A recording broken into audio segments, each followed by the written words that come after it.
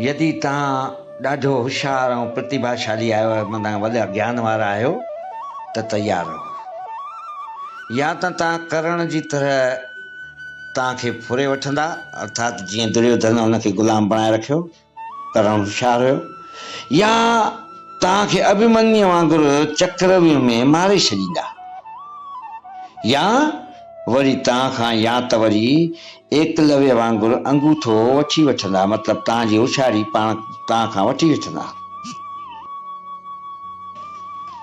मुंहिंजा गुरु चवंदा आहिनि त मत सोच, अर्थात सोचणु छॾे ॾे त तुंहिंजो सुपिनो छो नथो पूरो थिए। हिमत वारनि जो इरादो कॾहिं बि अधूरो न हूंदो आहे। जंहिं इंसान जा कर्म सुठा आहिनि, उन जे जीवन में कॾहिं बि अंधेरो न थींदो आहे।